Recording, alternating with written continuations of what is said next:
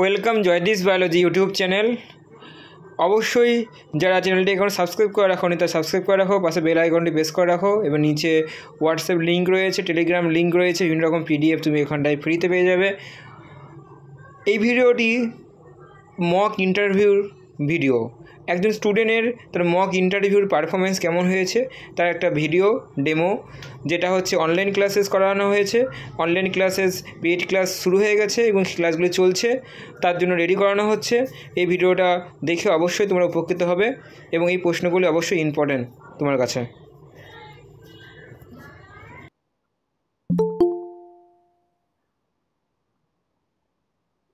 আজকে প্রথমে মক, ঠিক আছে? মানে মক ইন্টারভিউ মানে যেরকম প্রথমে তুমি নিজের ইন্ট্রো দেবে, তারপরে যাবতীয় যে কোশ্চেনগুলি হয় সেই ফেসগুলি করো, কেমন কোশ্চেন তুমি গুছিয়ে বলতে পারো নাকি সেটা একটু দেখা যাক। ডেমনস্ট্রেশন তো এতদিন ধরে চলছেই, আজকে একটু মক ইন্টারভিউটা নিয়ে হোক।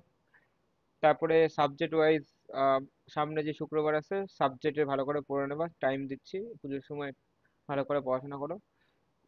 তারপরে হচ্ছে তোমাদের যে সাবজেক্ট ওয়াইজ যে কোশ্চেন ধরা হবে, ঠিক আছে? ইমাজিন করো নিজেকে দিয়ে, এবার তুমি গেটের মুখে থেকে তোমাকে তোমারই এখন পালা, তোমারই নাম র্যাঙ্কিং হয়েছে। এখন তুমি তারপরে তুমি কি করবা, কিভাবে করবা সেরকম ভাবে করবা, ঠিক আছে?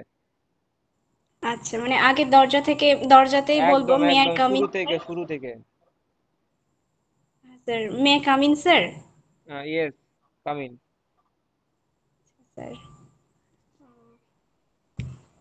এবার আমি আমার ইন্ট্রো দেবো স্যার? হ্যাঁ মানে আপনি বলবেন তারপর তো আমি হ্যাঁ দেব? হ্যাঁ, আপনি কোথা থেকে এসেছেন? স্যার, আমি মুর্শিদাবাদ জেলার অন্তর্গত লালগোলা থানার উত্তর সুদর্শন গ্রাম থেকে এসেছি। আচ্ছা বসুন। আপনার সম্বন্ধে বলুন। ধন্যবাদ স্যার। ধন্যবাদ স্যার আমাকে নিজের সম্বন্ধে কিছু বলার সুযোগ দেওয়ার জন্য। আমার নাম শরীফা বানু। আমি এসেছি মুর্শিদাবাদ জেলার অন্তর্গত লালগোলা থানার অন্তর্গত উত্তর সুদর্শন থেকে।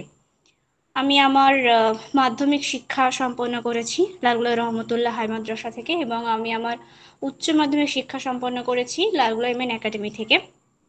আমি আমার স্নাতক ডিগ্রি সম্পন্ন করেছি কল্যাণী ইউনিভার্সিটির অন্তর্গত জিয়াগঞ্জ শ্রীপদ সিং কলেজ থেকে, এবং বিএড সম্পন্ন করেছি লালগোলা মদন মোহন রায় টিচার্স ট্রেনিং কলেজ থেকে।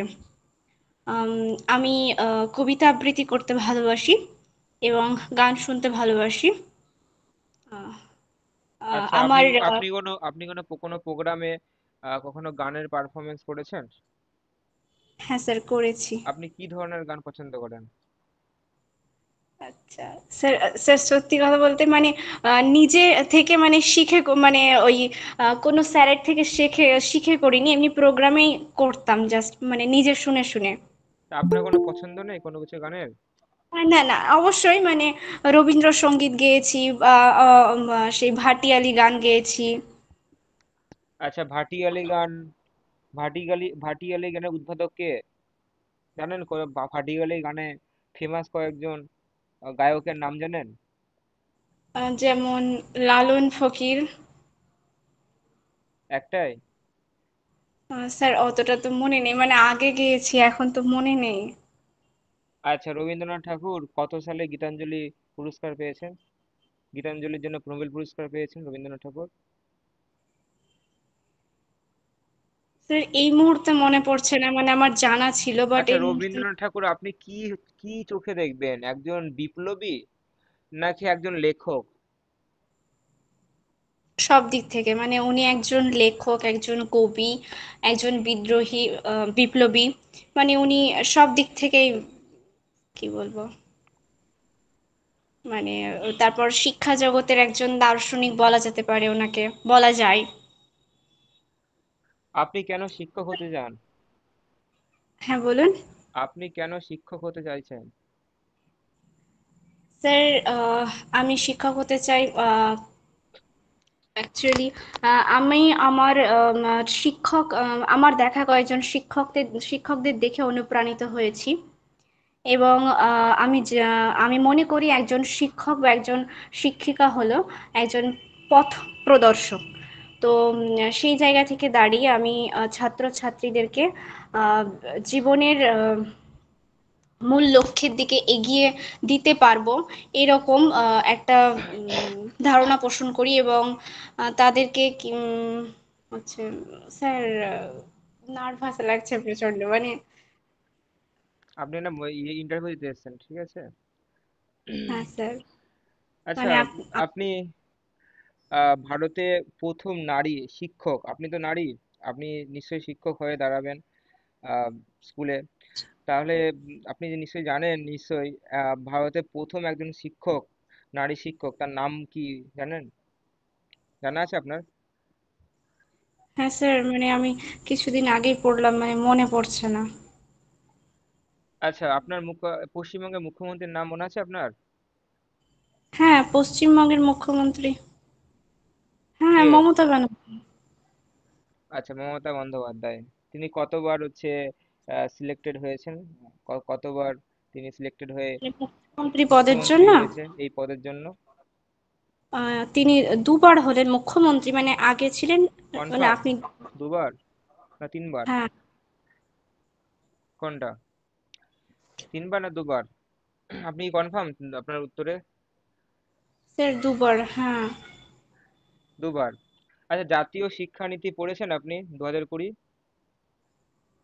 জাতীয় শিক্ষানীতি পড়েছি স্যার। উম, আহ, তাহলে এর হচ্ছে প্রধান বৈশিষ্ট্যগুলি কি হতে পারে? উম, স্যার মনে পড়ছে না, ভুলে গেছি। আচ্ছা, আপনার তাহলে এটার সম্বন্ধে নিশ্চয়ই পড়েছেন, তো বললেন। তাহলে এ সম্বন্ধে আপনার কিছু তো মত রয়েছে না? আপনার তাহলে কি কি মত আছে, কি কি ধারণা আছে আপনার এই শিক্ষানীতির উপরে? হুম,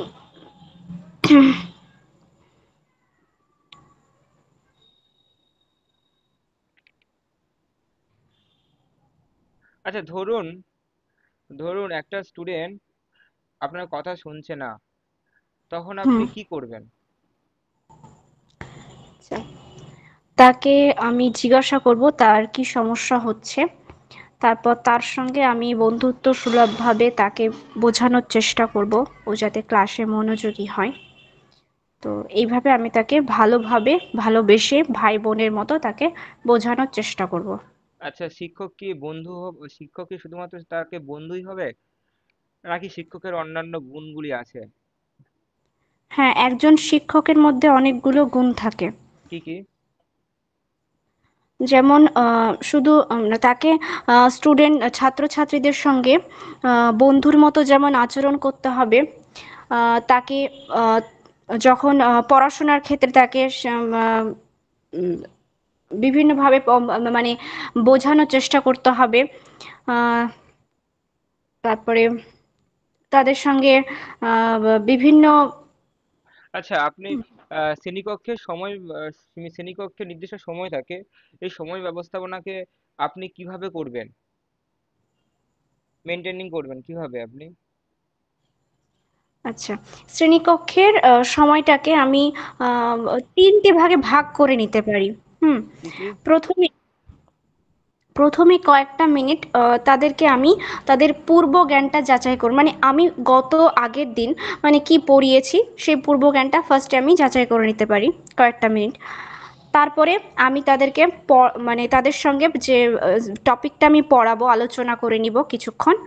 তারপরে যে টপিকটা আমি আলোচনা করলাম, তারপর সেটা লাস্ট কয়েক মিনিটে তাদেরকে জিজ্ঞাসা করব তারা ঠিক পরিষ্কার মানে ক্লিয়ারলি বুঝতে পেরেছে কি না। তারপর যদি কোনো সমস্যা থাকে সেটা সমাধান করব। এভাবে তিনটে ভাগে ভাগ করতে পারি। আচ্ছা, আপনি তো জীবন বিজ্ঞানের শিক্ষক হবেন, তাহলে আপনি স্টুডেন্টদের কিভাবে জীবন বিজ্ঞানের প্রতি মনোযোগী করে তুলবেন? তাদেরকে বাস্তবিক কিছু উদাহরণ দিয়ে তাদেরকে জীবন বিজ্ঞানের প্রতি মানে আকর্ষণীয় বা উৎসাহিত করে তুলতে হবে। বাস যে উদাহরণ কি, আপনার কি উদাহরণ হতে পারে সেটা?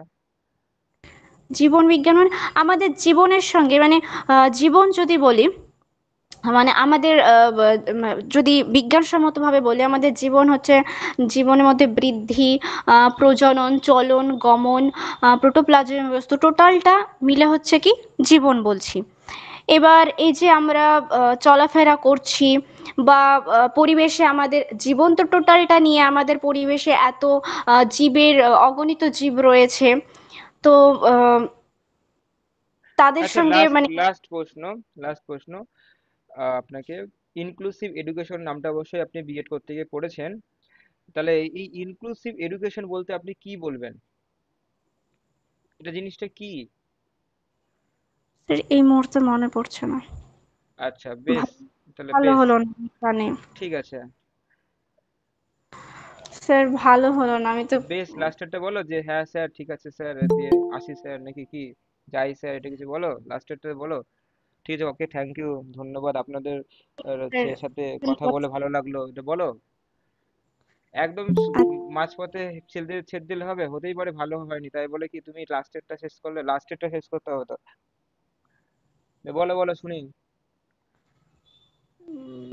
ধন্যবাদ স্যার, আপনাদের সঙ্গে কথা বলে আমার ভালো লাগলো। তো আর কি বলতে হবে স্যার, আপনি বলে দেবেন। আচ্ছা, ঠিক আছে, ঠিক আছে, তাহলে এখনো তৈরি হয়নি এইসব বিষয়ে, প্রশ্নগুলো এখনো রেডি হয়নি, প্রশ্নগুলি পড়ছো না, প্রশ্নগুলি আহ, ঘাটছো না, কিছুই পড়ছো না, তো এসে পড়ো, কবে পড়বা? এইগুলি সাবজেক্টের প্রশ্ন তো ধরাই হবে, সঙ্গে এইগুলি কিন্তু আগে বেশি ধরবে, এইসব কোশ্চেন তো, এইসবই তোমাকে বেশি, এই যে নৈতিকতা, এই বিএড কিছু, এটা পিটাগোগি কিছু, এইসব সম্বন্ধে, এইসব সম্বন্ধে সাবজেক্টে কোশ্চেন, সব থেকে বেশি থাকবে, সাবজেক্ট থেকে থাকবে দু একটা, কিন্তু বাকি আর বেশিরভাগ ম্যাম স্যাররা এরকমই কোশ্চেন করবে, আর সাবজেক্ট থেকে কোশ্চেন করবে, ঠিক আছে? তো এইগুলো তোকে করে যেতে হবে, এইগুলো রেডি করতে হবে। আচ্ছা, নেক্সট,